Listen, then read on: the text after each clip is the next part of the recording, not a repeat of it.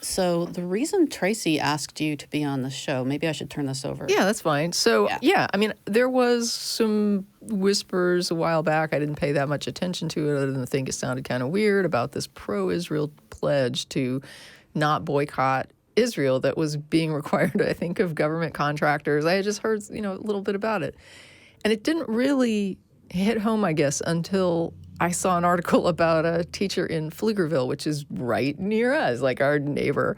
So a teacher in Pflugerville who was like a speech pathologist, and she happens to be of Palestinian heritage. It's not that's not that relevant, except that it explains why she would maybe have stronger feelings about this pledge. And she basically said that in good conscience, she could not sign a pledge saying that she wouldn't ever boycott Israel. And then she ended up fired or asked to resign, or, they wouldn't renew the contract. However you want to put it, she was out of a job because she would not promise to not boycott Israel. Mm-hmm. And a lot of folks thought that was a really bizarre thing. So we posted it on the GB page. I posted it on my page. People were outraged by this. And it starts to, I think, get into these bizarre... It gets into a little bit of a bizarre, expression, like your personal expression outside, not only your personal expression outside of where you work, but also the idea of this situation with Israel having these weird sort of veneers of religious overtones, right? Like you can't really separate it. So there's these intertwined religious arguments that happen with, in addition to the political situation that's going on. And it just seems that asking somebody who hails from Palestine to say, I'm going to support Israel, that they have to, in a way that impacts her on this level. Like you can't work unless you're going to support our ally here, and you can't basically protest. And that just seems really counterintuitive to freedoms. Yeah. So is that what they mean by you can't boycott, you can't say demonstrate against Israel? Is that what that means? Well, I mean, boycotting obviously is a form of demonstration. I mean, yes, as far as I know, she could still go out and hold up a sign that says that she's not with Israel or, something like that. But there's an international boycott that is like a boycott that's going on. Mm-hmm. It has a name to it, like acronym or something, and you're not allowed to participate in that. What does boycotting Israel look like? Not buying products from companies that are associated with Israel. Okay, right. So you can't say that you're not going to buy those products that you're... And as a teacher, that's relevant how? Because, frankly, the Texas governor says Texas stands with Israel. And so our government stands with Israel, our contractors stand with Israel. Lordy. And he has basically said that. We stand with Israel, and if you don't, then you don't have a place here. Wow. And I was hoping that Geoff could give us some kind of background into this and fill us in and talk about the aspects that would relate to us as folks who, for example, we might not be supportive of like a Zionistic aspect of it as an atheist and want to say, hey, I'm in on this boycott because I think there's a lot of evangelical support on this thing for religious reasons, and I don't like that in my politics. Mm-hmm. So can you just tell us what you know about the background of this thing, and then also, what are your views on any sort of cases that might come forward and how they might fare? Sure. So the story on this really goes back to the 1980s, if I remember right, when Saudi Arabia and a number of other Arab nations had instituted a boycott of Israel. And there was a law that prohibited certain commercial entities, if I remember right, from participating in foreign, in boycotts led by foreign nations. And the Supreme Court upheld that at the time. Eventually that movement died away. Then this new movement, BDS, and boycott, divestment, and there's a and there's a third one, to quote Rick Perry, I believe. That is a Sanctions. That's your S. I just looked it up. sanctions. Thank you, EPA. There's this new movement now that is not led by any foreign country. It's local to the U.S. is my understanding. That is, trying to put pressure on Israel in much the same way that people put pressure on South Africa during apartheid, which, by the way, was never subject to any sort of regulation by the government as to prohibiting people from participating in anti-apartheid boycotts. At least not that I'm aware of. I've not come across any cases in which someone is challenging some sort of government restriction on their ability to speak out against apartheid. So now people are, putting those same tools to use in, trying to end some of the treatment of Palestinians in the occupied territories, and I don't want to get too deep into foreign policy because that's really not my area. Right. But as a result of this movement, a number of states, I think 27, have passed or are in the process of passing laws like this that prohibit people who contract with the government from participating in such a boycott. Now it raises your question was, I think how this affects people in the atheist community and people who are in favor of secular government, and it has serious ramifications, I think, because even if someone right now isn't really aware of this issue and hasn't taken any sort of position with regard to two-state solutions or Israel and Palestine generally, state governments are asking them to pledge that so long as the contract is in effect, they won't ever decide to do that, which poses its own problems. Then there are the people who are engaged on the issue and who are participating in the boycott, and they are essentially being blocked from being able to bid for government contracts. Expressing their views. Or being able to work for the government. Yeah, expressing their views through the, through money, or risk losing their ability to contract with the government. And it has some serious ramifications. All the different states have every state drafts their law a little differently. For instance, there's a case going on right now in the Ninth Circuit coming from Arizona, where a lawyer in sort of a solo, I don't know if he was just has a very small office or if he's a solo practitioner, but he had to basically, in order to comply with all the regulations and that come along with working as a lawyer, sometimes in partnership with the government, he had to pledge that he would not, as a company, boycott Israel. And he disagreed with that, and it's now being appealed up to the Ninth Circuit. And the government has some really interesting arguments about why this should be allowed.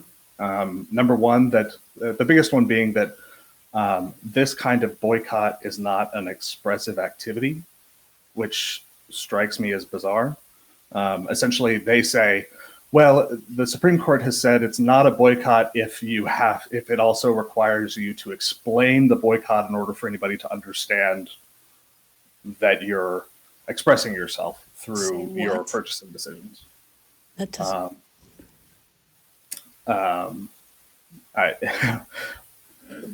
won't go too deep into it because I think we could spend the entire day talking about that argument itself. That just blows my mind. I mean, essentially any commercial boycott would require you to say, to explain Why? what you're Absolutely. doing. Well, yeah, I don't. I'm thinking just in terms of something as simple as someone not eating meat.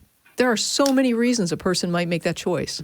And to assume that, they're doing it for ethical reasons, or they're doing it for health reasons, or they're doing it for, just environmental Ecological, reasons. right. I mean, there are so many different reasons that unless the person tells me why they're doing it, I don't know why they're doing it. Chipotle or Panera, because their ridiculous promotion of we don't use GMOs, I find either they think I'm an idiot or they're idiots and don't realize that they're causing harm by having that kind of policy.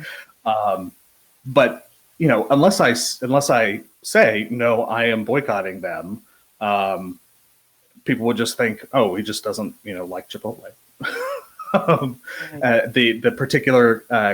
The particular facts of this Ninth Circuit case is that he wouldn't buy anything from HP because apparently HP has a relationship with Israel, and the government's argument is essentially, well, maybe people would just think, oh, he decided to buy a Brother printer or a Lexmark printer instead of an HP printer, therefore his decision to express himself this way is not expressive. Yeah, I know a lot of people that won't eat Chick-fil-A, that don't do Papa John's. It's like, absolutely, this could just go on. And like you're saying, there's no pragmatic, observable difference in that behavior than simply not liking the pizza from Papa John or not liking the food from Chick-fil-A. So otherwise, it's not a boycott. That was one of the things that hit me about this, right? I mean, basically the reason that this particular teacher is fired is because of her personal integrity, that she would not lie. So otherwise, she could absolutely participate in this boycott and simply no one would even know that she was participating in this boycott. But it was to her, the fact of knowing that in herself, that's saying that if I were to do this, if I were to sign this contract and then silently do this, I'm basically lying. And she was unable to bring herself to do that. And so for that, she got fired. But in reality, there could be a ton of contractors currently contracted who are involved in this boycott and getting away with it simply because they're not expressing it openly. You're exactly right. She wanted to be honest, and as a result, she got fired. Yeah. But it's an unenforceable thing unless you have somebody with that level of integrity, right? I mean, this is an unenforceable, how do you know that a company is, like you said, not buying HP because they prefer another product or they have a better relationship with this other company or, how would you prove it? You would have to, they would have to be, they'd have to express it somewhere. And say it. Which would be the same with any boycott.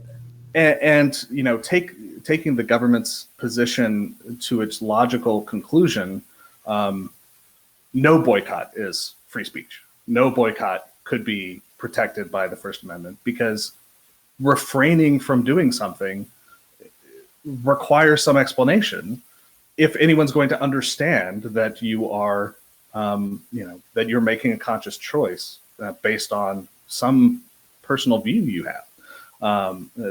So I'm really interested to see how this Ninth Circuit case comes out. I don't think it's going to go very far. I don't think their arguments are going to fly. One thing I think that's particularly telling now, and not to get too lost in the weeds here, but in the Pflugerville case, all we have right now is the complaint. The complaint has been filed in federal court in, I think, the Southern District of Texas. And the government has not responded. We don't have the government side in that case. In the Ninth Circuit case, we have the trial court decision, and we have the government's brief to the Ninth Circuit expressing their position. I don't know what this law office's attorneys are going to argue in response, but there are a number of things I think that are telling in the Ninth Circuit case, at least. And we can't talk much about how the the Pflugerville case is going to go, because we haven't seen the arguments yet. Sure, All and we have are Texas the is facts. pretty creative. I mean, they've found ways. No, I mean, they have I know. found ways to allow things that other states have had to ban. I mean, Texas we still have the Ten Commandments monument because we came up, not necessarily with the best argument, but it was like a technicality about the statue itself that allowed Right. it to stand in Texas. It had been there for 40 years and was one among many statues on the. Oh, But I think it had like something to Palestine, so do sorry. with the base of it. Like something about the way it was mounted that made it unique. And I remember reading about it and just thinking, my God, like who dreamt this up, right? I mean, our attorney generals are almost diabolically brilliant here in Texas when it comes to finding ways to subvert, any sort of, or I guess to promote religious privilege. Yeah. Yeah. So So before we forget, you said there were 3 things that the government said this was okay by, and you started with talking about it's not. I can't read my own writing right now. Not an So let read me pull up the. You were talking about how a boycott, if you have to express it, then it doesn't. It's not okay. And you said there were 2 other things that the Right. government was defending this with. The government is saying that, and I'm basically going to read from the table of contents of their Sure. brief. No, It's go the for it. Easiest way for me to accurately say what their argument is. First, that it's not protected under the First Amendment because it's not inherently expressive. That's what it says. Then that the state's compelling interest in prohibiting people from boycotting Israel outweighs the business's First Amendment rights. I How? don't. That's their argument. I don't know. I don't get it. I'm reminded of that GIF that's been going around of the guy that Jake Tapper tells you don't have to swear on a Bible, and he's just like. Well, I mean, it seems like they would. I can't articulate it. Well, in order to curtail somebody's rights, you would have to demonstrate some sort of damage that goes beyond, the exercise of those rights. So, I can get the idea of them saying, hey, basically, it sounds like what they're saying is we can prove that people participating in this boycott is more damaging to Texas than. Well, this is should be Arizona. allowed. Oh, okay. So this is the Ninth Circuit case. You said. Yes, I got it. So basically, what they're That makes sense now. We're talking about Arizona, so now it makes sense, right? But no, I mean, so they're somehow going to have to show that there's more negative impact to the state than positive impact to the individual in participating in this boycott. That's what they're basically claiming they can demonstrate. Right. A viewpoint discrimination, if it is to be justified, has to survive what's called strict scrutiny. So the government has to be acting in pursuit of a compelling government interest. The measure imposed has to be narrowly tailored to achieve that interest, and it has to be the least restrictive means of achieving that interest. Now, I cannot conceive of a compelling government interest that is served by preventing people from expressing their views on the Israel-Palestine conflict, in whatever, Right, just personally or through a corporate, means. Yeah. No, their argument essentially is the state cannot be required to subsidize someone's First Amendment expression.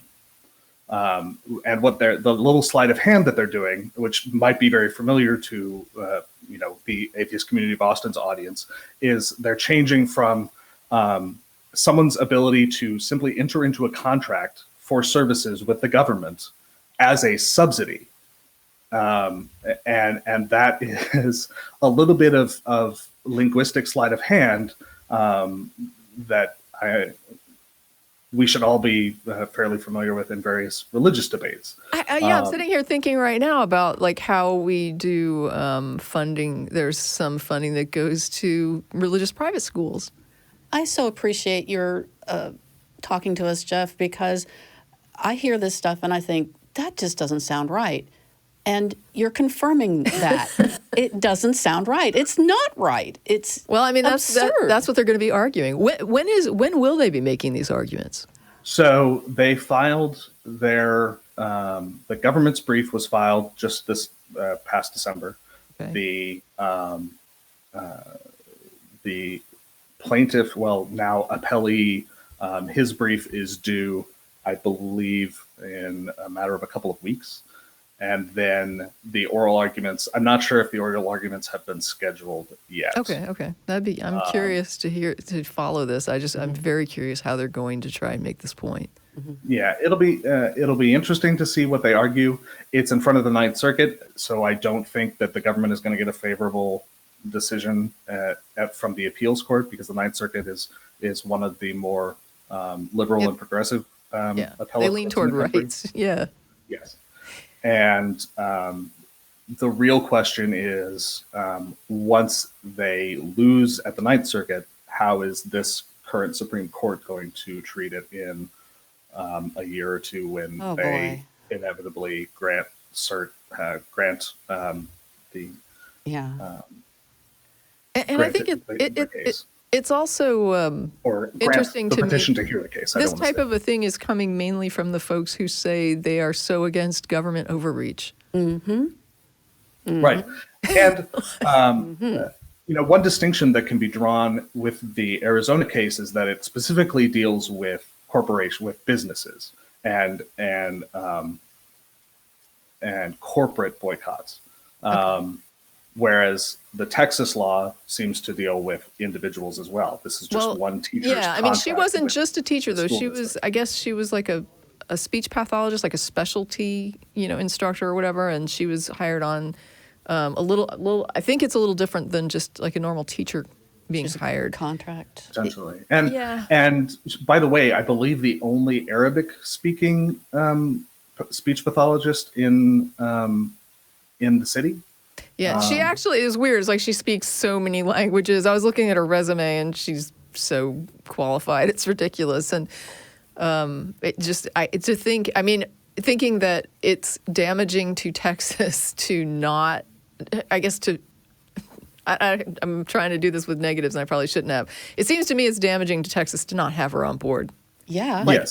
I would say that the state benefits a great deal by having somebody so qualified in that position to be able to help students in so many languages, and to be able to, do the speech pathology, and basically saying, well, but if you won't buy a Hewlett-Packard printer for your house, because she's a person, she's not like a huge company, then, we're going to fire you because, hey, that's damaging to Texas. It's like this. One thing that's really interesting about this controversy is that it seems to cut across political lines. Because yes, to a certain, particularly in Texas, you've got people who are for small governments. Corporations are people and are deserving of all the rights of an individual, and also who are firmly in favor of the constitutional provision protecting the right to contract. Now saying the government has the right to restrict the speech of a company or an individual because they refuse to enter into contracts with other people whose circumstances. I mean, just examples here in Austin, right? So we had an ordinance that said that you can't use plastic bags. You have to use like the reusable bags. Just for an environmental thing here in Austin, you have to use, buy your bags and just use your reusable bags. And the other thing we did was that we passed a little ordinance that just said that, hey, if you're a company that's over a certain size, you need to give your employees paid sick leave of up to like a week or something like that. Man, the state legislature just came down on us like a ton of bricks. And they were like, you can't put this on a business. That is so wrong and so restrictive. And how dare you tell these businesses how to run them, their own companies, and that they have to give paid sick leave. And you can't restrict them from using these bags, even though most of the companies that are doing the bag thing now are actually selling the reusable bags. I mean, it's not like, as far as I know, there's not like a huge uprising of the companies in the grocery stores saying, oh my gosh, we want to hurt the environment environment with these throwaway plastic. No, they're happy to sell right? me a reusable bag. Yeah, because so many people show up at the store and it's like, I forgot my bags. Would you like to buy bags? I guess I have to. I mean, so I don't know, it's just this thing about, you can't put any regulations on businesses, and then here they are. Right. Really I remember trampling. my first job was at an H-E-B, which is a grocery store in Austin. Yeah. And, the amount of money that the store spent on plastic bags, I'm sure they're happy to start selling reusable bags and make money on bags instead of giving them away, right? Like forever. Exactly. But it's not only Texas and Arizona. New York, New Jersey, and California have passed these same types of laws with broad support. I can only presume because they don't want to risk, being painted as anti-Semitic if they're in favor of allowing people to make their own decisions on this issue. So it's not just a conservative or Republican problem. This is cutting against the interests and positions, broadly speaking, of a whole swath of the country, and it makes absolutely no sense to me. Well, I guess part of it is usually the conservative states are the ones that are saying that they're okay with the bigoted position, and that people calling them bigots are the ones who are way out there, the snowflakes and and so I'm kind of looking at it like, this is so weird to to hear of a conservative state like Texas even being, if they were, if part of their concern is we don't want to look anti-Semitic, that would be like the first time ever that they cared about looking bigoted. Right? I mean, maybe if they knew that it makes them not look bigoted, they would stop supporting this thing and repeal it or something. I don't know. It's really weird. I don't know. I should say that the third argument raised is that essentially what people are doing by boycotting companies that have a relationship with Israel is discriminating against Jewish people. So they're going to admit that it has to do with religion. Yes. Suddenly, we're going to acknowledge that. Right. Basically, part of the argument is that, well, if we have laws saying that the government can't provide, can't contract with people who discriminate on the basis of religion, and by refusing to contract with Israeli companies, you are discriminating on the basis of religion. Oh gosh! And yet, all of the policy, that is surrounding Israel. That's what I said. There's not about religion. There's like a diabolical genius to the way they argue sometimes. Right. The boycott would go away. The boycott would go away if Israel changed its policy with regard to Palestine. It is not about their religious views. It is about the government's actions toward another group of people. The argument just doesn't wait. So, but that's the argument that they're raising. Whether or not the Ninth Circuit, I don't think the Ninth Circuit is going to buy it. The Supreme Court, under the current makeup, might. Okay, footnote here. Everybody who either didn't vote because it doesn't matter, or voted threw their vote away on something to, quote, make a point, this is why voting matters. Yeah, thank you very much. And you can send me all the angry emails and stuff you want to. We are here because people don't vote. We go to the polls. Yeah, we can't. Yeah. I mean, I think, and honestly, if somebody is supporting fairness and justice, then I'll be the first one to say I don't care about their party affiliation. Yeah, exactly. It just so happens that where I live, there seems to be a trend. Yes. But, they're still individuals. Every representative has their own views, and, they got to be judged independently. Wow. Anything else on this just particularly horrible thing? Well, you were going through that Yeah, table keep of going. contents. Was there Oh anything my else on gosh, that yeah. that we hadn't hit yet? Let me see here. Yeah, please. Because I do So- have some good news later, y'all. Hang on. We'll get there. Oh my gosh. Okay, let me just. I'll run back through them real quick so I can. If there's anything that raises something that you guys want to talk about, Yeah. feel free. Plaintiff being the attorney in this case, who wanted or may engage in a boycott. Plaintiff's boycott enjoys no protection under the First Amendment because it is not inherently Expressive. expressive. There go the Thank lights. you. Then it points to a number of cases that are not really on point for various reasons, Interesting. but that they claim apply here. One case, colloquially called Fair, in which a law school challenged the requirement that schools receiving federal funds have to allow military recruiters to come to campus. One called.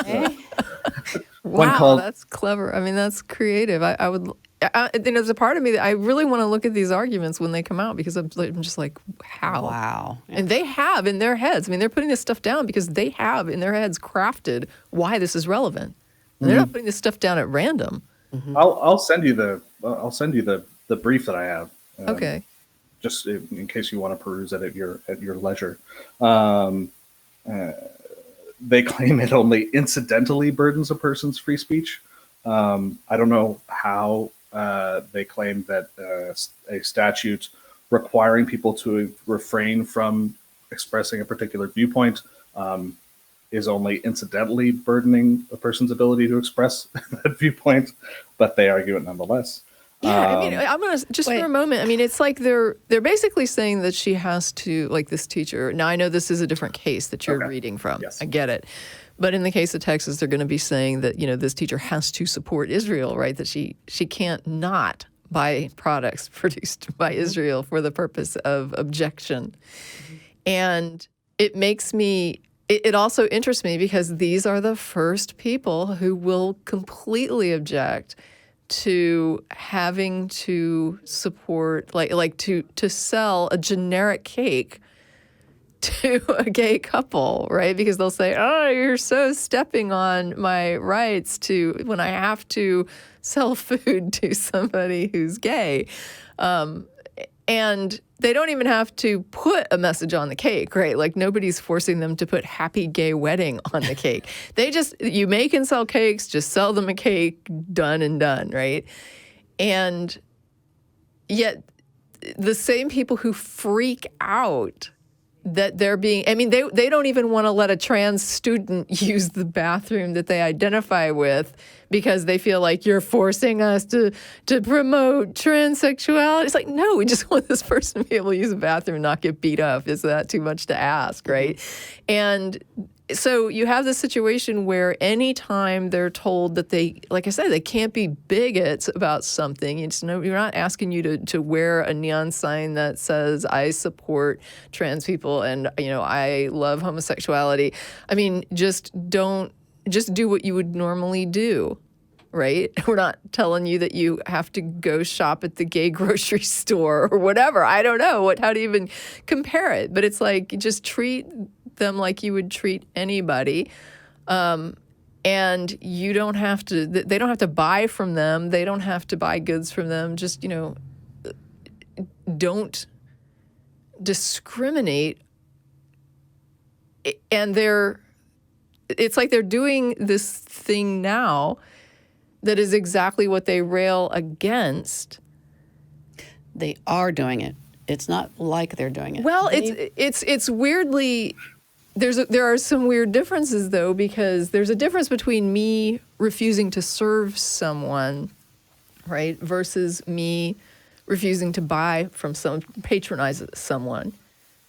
Like, not patronizing a business is my right. I'm not going to make the baker go in and shop at a store where the proprietors are gay. Mm-hmm. No one's going to force them to do that. I'm not going to tell them that they can't refuse to shop there. Mm-hmm. They can. But it's almost like if the state was saying you have to shop at stores owned by gay people, and if you don't, the government won't work with you. Yeah, and it's along the same lines. You can't compel someone, apparently, according to some, to buy health insurance, but you can compel someone to. I want to be careful because they're not compelling people to contract with companies that do work in Israel. They're just saying you can't. You can't not. You can't. Yeah, you can't. You can't blanket say that you're not going to. Yeah. You can only do it if you lie about it. I mean, it's really bizarre. It is, and it's bizarre on so many levels. It's bizarre that it's so widespread.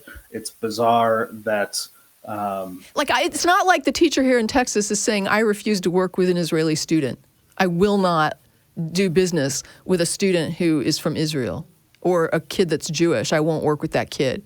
She's not saying that, right? She's saying, I am willing to work as a speech pathologist with anybody, any religion, any nationality. Like, she's not saying she will not work with somebody from Israel, that she refuses her services to them. Mm-hmm. And she's literally just saying, I reserve the right to not buy Israeli product. That is precisely all that she's saying. And however, on this particular point, Texas has seen fit to say, well, you can't express that view and be employed by the government. And I should say, there are very clear cases dealing with the free speech rights of government employees. Now, it's unclear to me whether she is a contractor in that she is not an employee of the government, but rather an independent entity that provides services to the government under a contract. I think versus she is. A contract employee, like many teachers are, under term contracts, but they're still employees of the government. Yeah, I mean, they're all subject to it, right? Yes, they are all subject. So it's just, yeah.